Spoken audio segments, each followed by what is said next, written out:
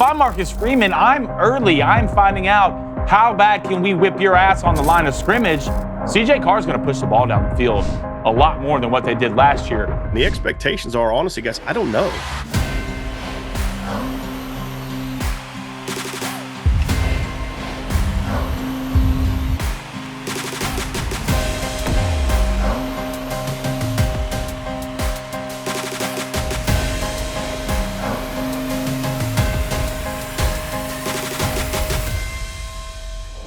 Two mega brands in college football are going to square off in week one.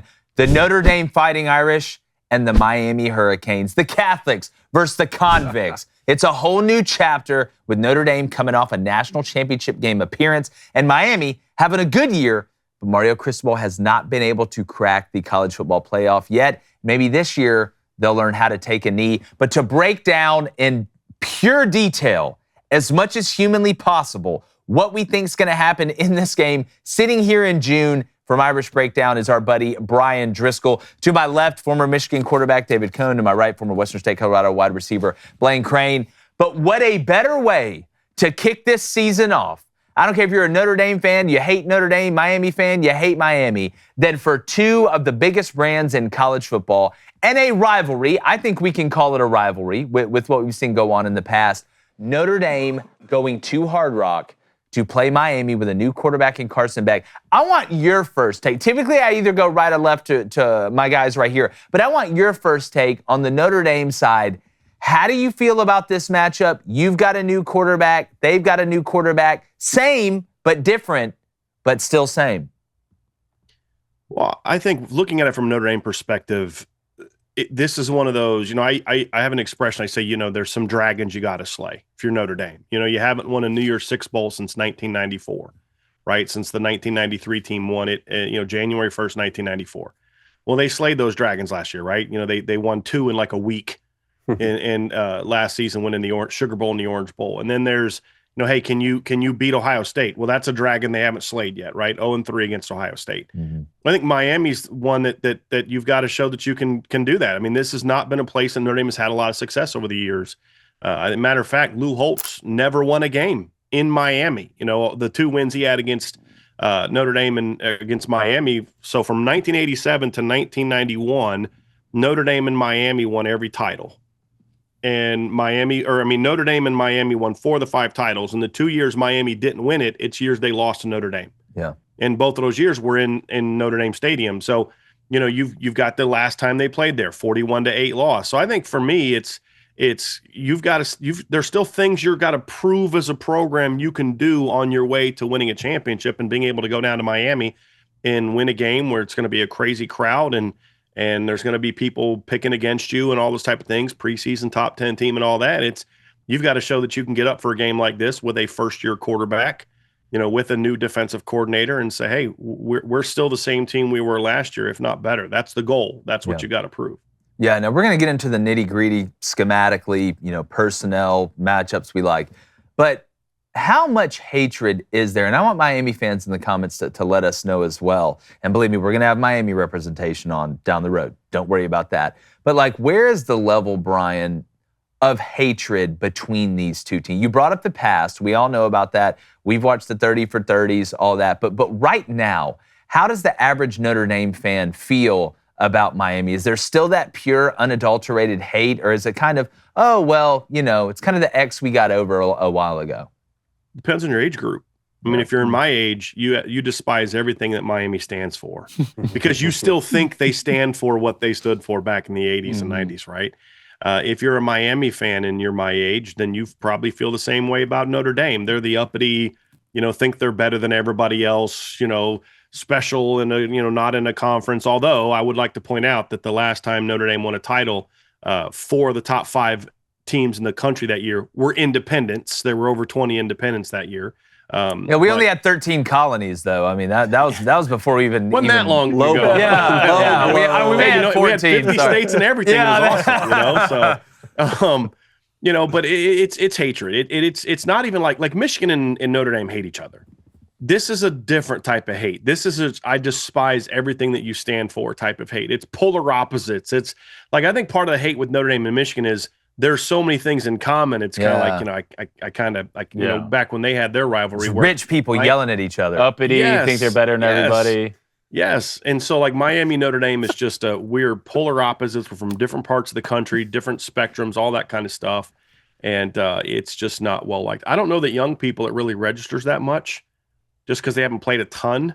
And really few of the games have been competitive. Miami blew them out in 2017, and a lot of the games before that, like Notre Dame beat them 41-3 in 2012. And, blew them out in the Sun Bowl in 2010. So I don't know that young people have the same feeling about this rivalry that maybe old heads like I do. Yeah. Quick question, since you brought it up. Here we go. Get in there and make it about you. Yes. If Notre Dame and Michigan hate each other so much, can they start playing football against each other again? That'd be cool. You're not going to find an ally on that one. I have no interest in playing Michigan. And it's not about it's being afraid of them or not respecting the rivalry. It's just, I've always felt like Michigan State's the bigger rival when you just look at the history of that. How? I mean, Michigan State, I think, is third all time against games against Notre Dame, and when you look at, for everybody says, well, Notre Dame thinks that they're great for, being independent. Well, let's not forget Notre Dame tried to get into the Big Ten 4 times. Mm-hmm. Yeah. And it was Michigan that stopped them every single time. Michigan State was the only ally they had at the time. Mm.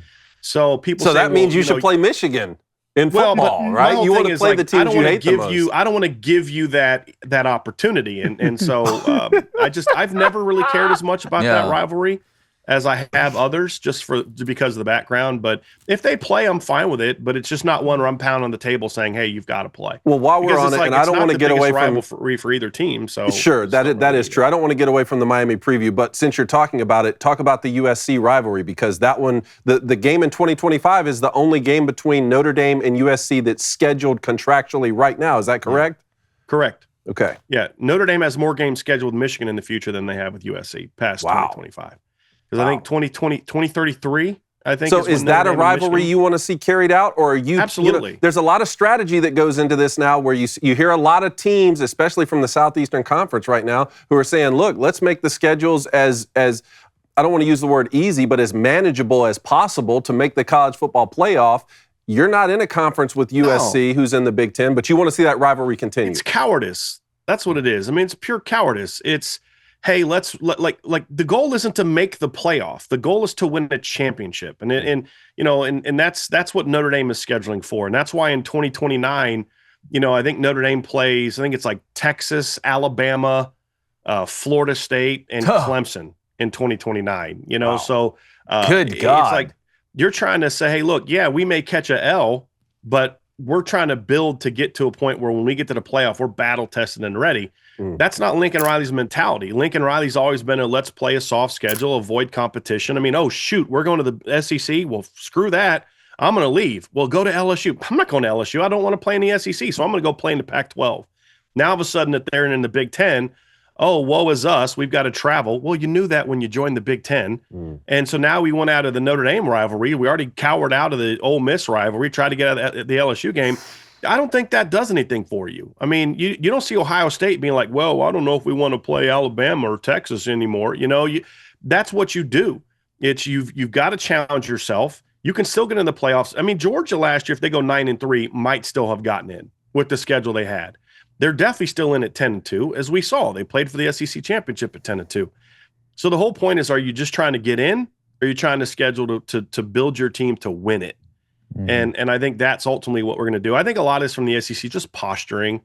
It is. I mean, you play 8 conference games every year before your rivalry week. You all play some FCS pushover. So I don't want to hear the crying about how tough the non-conference schedule is. Alabama has played one road game against a non-conference opponent in the last 15 years, and that was when Penn State sucked. Well, a lot of it's neutral. They got Wisconsin. Hey, those FCS teams get paid. Hey, yeah. They're helping out the little guy over here. Hey. All right, we're caring. Hey, don't make me. Hey, we all know Northern Illinois can sneak up and stab you in the I back. want just lose to New Mexico. Touche. Yeah, I want you to lose to Diego Pavia 5 times. Look at LSU when they won their title in 19.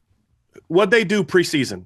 They went and played Texas on the road in the non-conference. Go look at Georgia over the years. They've never backed down from a fight. Yeah. One thing I've always given LSU a lot of credit for is they don't back down from a fight. So, I just this whole notion that you can't compete for a championship if you play tough non-conference games. Oh, I agree with that. I agree with that. Let's talk about something that separates the men from the boys.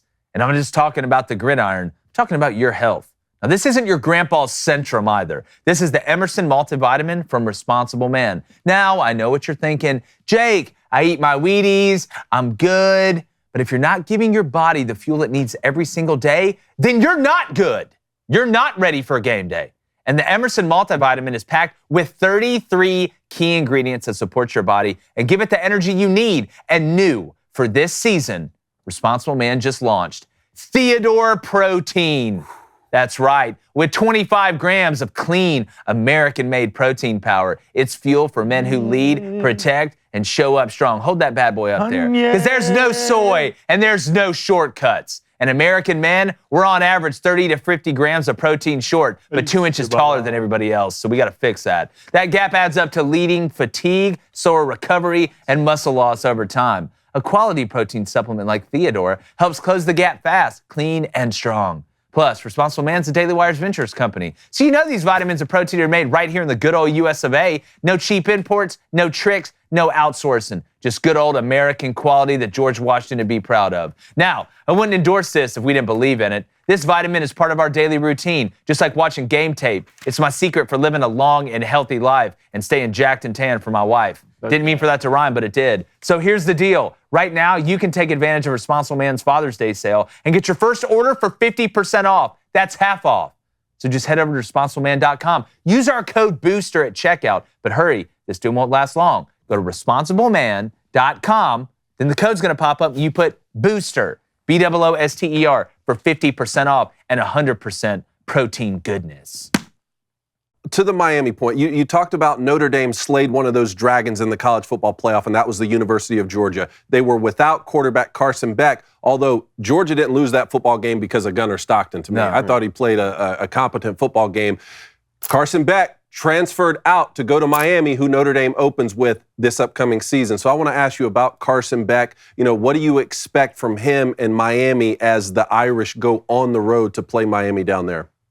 That's a great question, because and I also remind you that Notre Dame also lost their All-American D tackle the game before against Indiana, so it's not like they were this pillar of great health going into that game. But I actually think that reality adds a little bit of storyline into this game, right? Is if let's say Miami goes out there and Carson Beck tears Notre Dame up, win or lose, but he plays great, then you're going to get the whole the Georgia fans, see, we told you if Carson Beck would have played, we'd have beat you, all that kind of thing. And so I think if you're Notre Dame, you've got to kind of not only win the game, but to just kind of silence some of the people looking for a reason to be critical of you, is you've got to also shut Carson Beck down. The expectations are, honestly, guys, I don't know.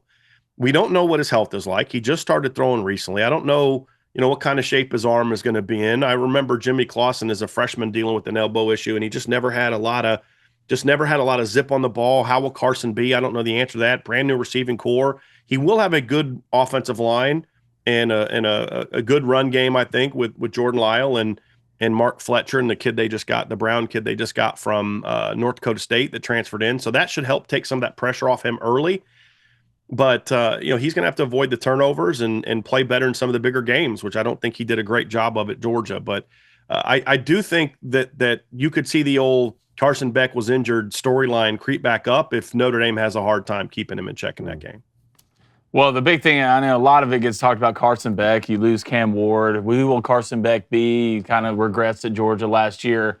But the Miami team I watched last year, couldn't tackle a kid in a wheelchair. At what point, if I'm Notre Dame, you're walking in with a new quarterback, your offensive line, and you're bringing back some veterans, some new pieces as well. If I'm Marcus Freeman, I'm finding out, how bad can we whip your ass on the line of scrimmage? Do you see Notre Dame early in this football game testing Miami with Jeremiah Love, downhill run, downhill run, downhill run? And a lot of people who aren't used to seeing this with Notre Dame, CJ Carr is going to push the ball down the field a lot more than what they did last year. So if you're Marcus Freeman walking into this football game, are you testing Miami up front early? Yeah, for reasons you mentioned, I do think Miami's defensive line will be good this year. I don't know how good, but Reuben Bain was banged up a lot last year. Getting him back healthy is going to be good. And they got a couple portal guys that are nice players. I don't know how good their linebackers are going to be. And their secondary is like literally brand new. Yeah. The entire secondary is brand new. So, but it's not just because of what Miami is. Look, I'm a believer that you've got to be who you are. You've got to establish your identity and then impose your will on the other team. And I don't know that Notre Dame always did that on offense last year. So I think part of it is matchup wise, but the other part is like, that's who you need to be. And it's about establishing your identity. And I thought they did a really good job of that against Texas A&M last year. What's a great way to silence a crowd? Go on a nice long 10 play, run game driven, punch it in the end zone type of drive. And then hopefully you don't allow them to score 31 unanswered like they did in the championship game after that kind of drive. But I don't think Miami's going to be able to do that. But I think it's also about, establishing identity, being who you are. And that's who Notre Dame wants to be. And then also you have to think about where you're playing. And coming out in that game, loud crowd. It's going to be wild. They're going to be loud. It's a Sunday night. They're going to be nice and tailgated up, if you guys know what I mean. And and so you're going to want to silence them by coming out there and just punching them in the mouth. They couldn't do that in 2017. That 2017 team for Notre Dame was all about running the football, and Miami shut them down and wouldn't let them run the football. You can't let that happen again in this game. Well, when you watch the tape of Miami's defense last year, and I know you got a new defensive coordinator, you're trying to change that. Obviously, Mario knows that's a problem. You had the three-headed monster defensively, and when I mean monster, I don't mean it in the good way. I mean it in the bad way. Your run fits were awful in all three levels. So, I mean, there were open gaps. The linebackers were overrunning things consistently. The safeties were not fitting downhill enough. The second one is you couldn't win the edge of the line of scrimmage. And I'm not talking about when it's 3rd and 9 and everybody in the world knows you're throwing it and they can pin their ears back and go get the quarterback. I'm talking about on 1st and 10 when teams are getting in 11 personnel or 12 personnel and just steamrolling Miami on the edge of the line of scrimmage, whether it's on stretches, whether it's on outside zones, whether it's on inside zones that somehow we're then able to bounce out when everything got scrunched up. And then the third thing, and probably the most egregious thing, was the tackling from Miami's defense last year, especially at the linebacker and the secondary level. They got their head over their feet just about more than anybody that I've ever seen. The angles last year were really bad. So Mike Denbrock is a smart individual, a very, very smart individual. To me, this one is very simplistic. It is, if Miami wants to try and play with an even box with us early, we are going to try and mush them. And once we do mush them and they walk people down, that's where the play action, that's where the one-on-ones with Greathouse, where if he's one-on-one, he's open, and Faison and all these other guys, where you can pick your matchup with a brand new secondary. I don't know how you don't go into this game saying the first quarter, the first drive, we are going to be 70% run. Now, I don't want to live in a world of absolutes. I understand that. But just to test their mettle early, because once you put that extra safety in the box, it makes everything easier for CJ Carr when you're sitting out there with your 2x1 or you're in your deuce with your 2x2 with a tight end attached. BD, I don't know how you don't just line up and run it right at him early. I know that's kind of the same question, but that's got to be the game plan. And I'm curious if David feels this way. I played quarterback. I may look like a D tackle now, but I played quarterback back in the day. They know that. Miami knows that. And so my thought is, okay, but if they show that, then that's actually an early part of the game to take some of those opportunities. Because there's multiple ways to get a young quarterback in the game. If they're going to come out and play cover 3 and load the box, then I'm just going to take some of those easy access boundary throws to Malachi Fields too. I'm going to run some RPOs. I'm going to try to get my tight end screen game going and find ways to get Jeremiah Love the football in space as well, because I want to run at him. But the other thing is, if Miami is still a team that can't tackle, and again, let's not forget they have a new D coordinator and a bunch of new players. They'll be hot. Their piss will be hot. They'll be ready to go and change the narrative in that that's first game one. Yeah, how quick can they turn things around? But I want to keep them on their heels a little bit, because I do think Miami's going to pin their ears back, and they're going to say, hey, look, we've got to stop 4. We've got to stop 24. I'll say this. If your run fits are bad against this team, it's not going to be a pretty day. No, you're cooked. I mean, when you consider just the big play nature of this running back room last year, you don't want to get there. Well, I think what I'm saying, Conan, and again, y'all two former quarterbacks, I think you'll agree with this. What I'm saying is, I don't think Notre Dame, Mike Denbrock's going to go out there and try and get too cute early. No. I don't think he's going to go out there and just start brushing Jeremiah Love out into an empty formation 5 times. Now, you could do that with Riley Leonard and run The quarterback. I mean, you'd want to extend a run with Riley Leonard, but CJ Carr, can we just get an 11 or even 20 personnel, 2 backs, no tights, and play a game of let's find out? Yeah, and that's the big question, and that's why I asked you who was going to be the starting quarterback as soon as we did the season recap after the national championship game, and you were the first guy to tell me CJ Carr. And look, I played for his grandfather, Lloyd Carr, at the University of Michigan. I realize he's a young quarterback coming in, and if Miami has the mentality that, well, Notre Dame's probably going to lean heavily on defense and heavily on the run game since they have one of the best running backs in the country with a young quarterback who's going to be on the road in week 1. That's where I point to this wide receiver core, Bryan, because I think you guys are going to have one of the best wide receiver groups in the country with Faison and Greathouse coming back and then the Malachi Fields kid transferring in from Virginia. That's where you could get some things going, and it doesn't necessarily have to be shots down the field. For sure. It can be in the bubble screen game. It can be in the crossing game if they want to play man coverage. I'm interested to see if Miami starts maybe with those safeties down to help out in the box in the run game. And what do they do to counter that? I mean, that's the thing for Notre Dame is what do you do to counter that? But look, just Jake, we're clear. You're going to build your offense around Jeremiah Love. For sure. There's no question. That's not a secret. Part of being a good coordinator is knowing that and saying, okay, what can we do early to make them pay for kind of pinning their ears back, but then also take some of the pressure off Jeremiah Love. And there's different schools of thought, and I don't know. It just depends on the player, but what is the best way to get a young quarterback going? For some kids, for Riley Leonard, it was run him. That's how you got Riley Leonard in the game. He needed to get smacked in the face. Like once he got smacked in the face, he's like, okay, the game's ready to go. I'm ready. For other guys, it's, hey, let's get some quick game. Let's get some easy access throws. Let's get some RPOs in. And then for other guys, it's like, look, let's take a shot.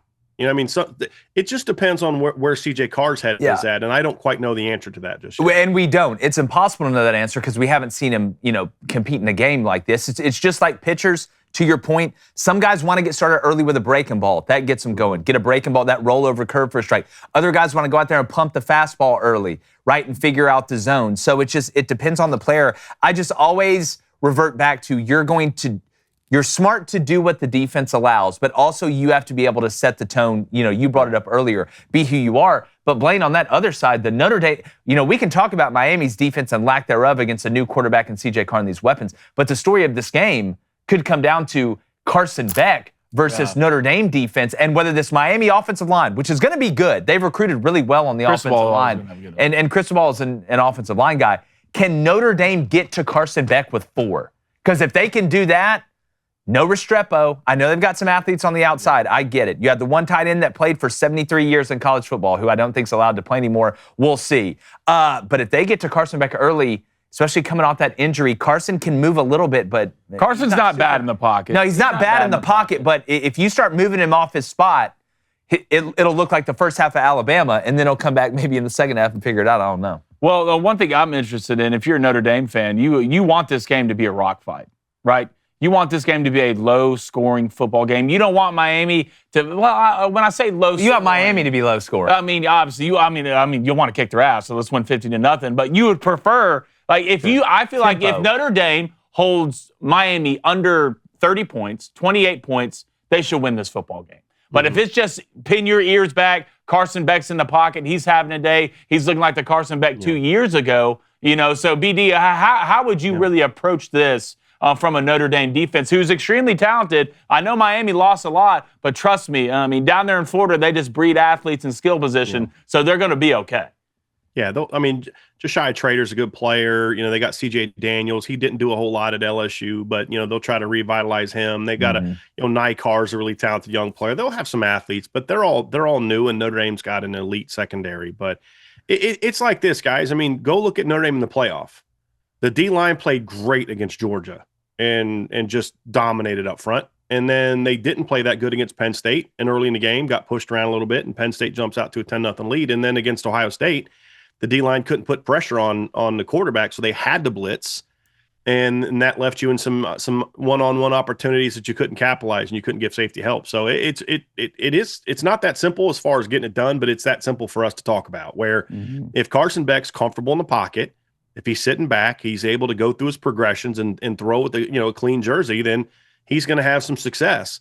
If they're able to pressure him, they're able to get to him early, give him some hits, then what we've seen from him in the past is he will then start making more and more mistakes. And he's a guy that is a bit of a snowball quarterback, right? When he starts making mistakes, they tend to compound.